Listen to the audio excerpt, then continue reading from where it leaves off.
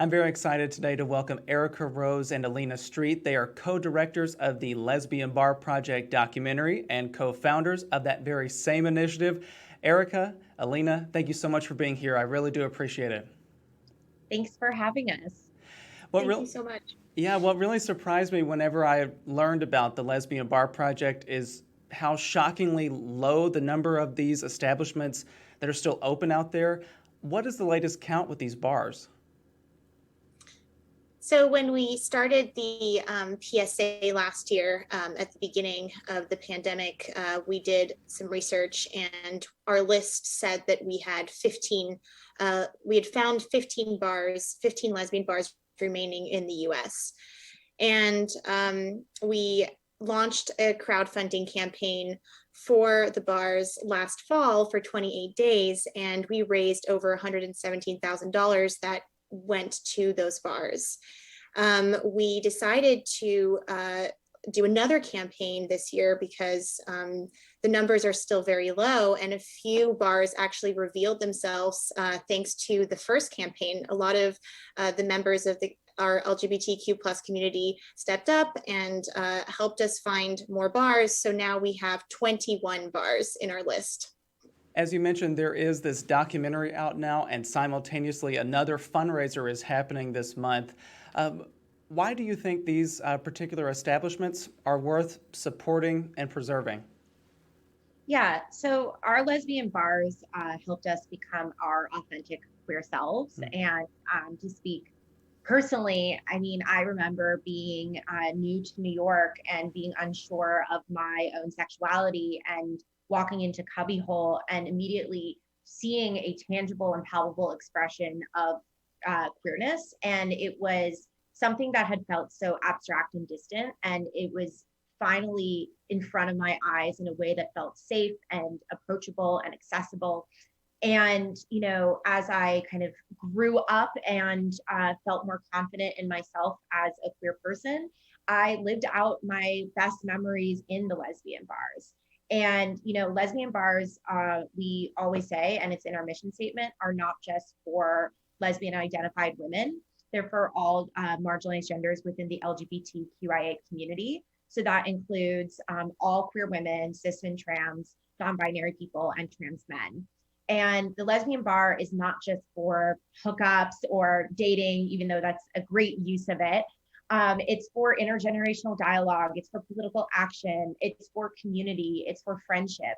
And without space, we lose power and we lose representation. So it's really important for our culture that the bars stay alive. And, you know, they're also evolving. That's one thing that we're capturing in our documentary. You know, what it meant to be a lesbian bar had a different definition 10, 20 years ago than it does today. So it's important that we support our establishments, but also support the evolution of our culture. How much has the pandemic affected the survival of these bars? Because your project has identified at least 21 that are open across the country. There may be more, obviously, as you pointed out, but what has the pandemic really done to affect those numbers? Well, some of them closed during the pandemic, and some of them are reopening, and some are still not quite reopened.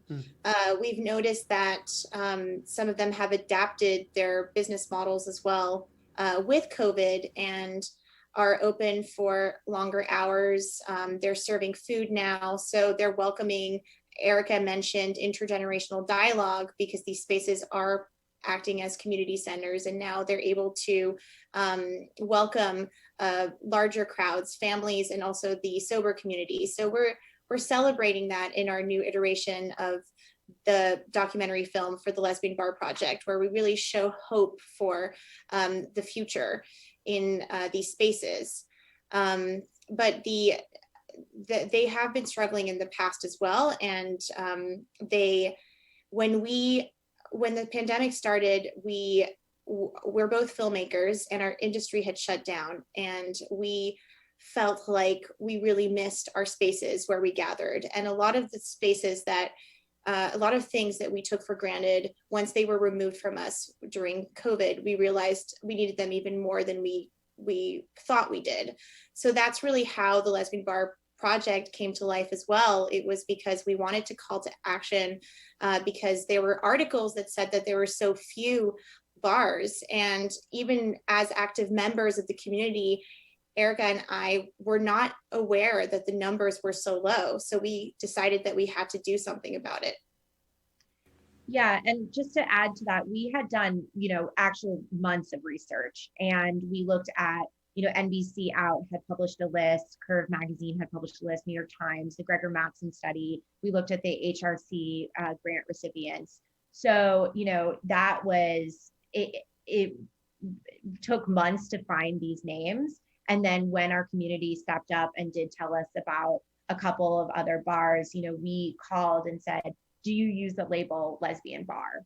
And none of our bars just use that label. I think that's really important to clarify because they aren't exclusionary. They're open to everyone.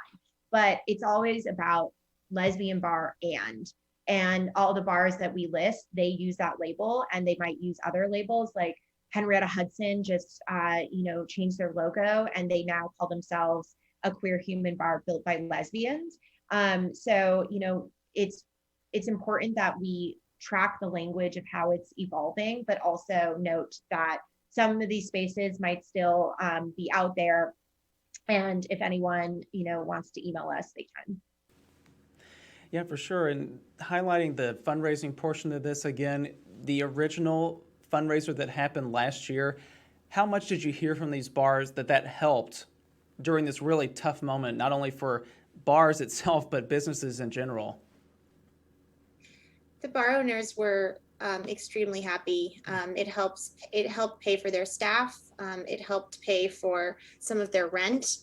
And actually, it really helped with publicity for them. A lot of the bars told us that they had many more patrons that came up to them because they had never been and they had never heard of it. And it was really nice to see how, in a time where we were all unable to reunite in person, we had tools such as the internet, and we created a virtual map where we highlighted all the bars, and that really gave the opportunity to everyone to highlight the spots and really go there. So the donations really helped, but first and foremost as well, the call to action and the publicity for the bars helped as well.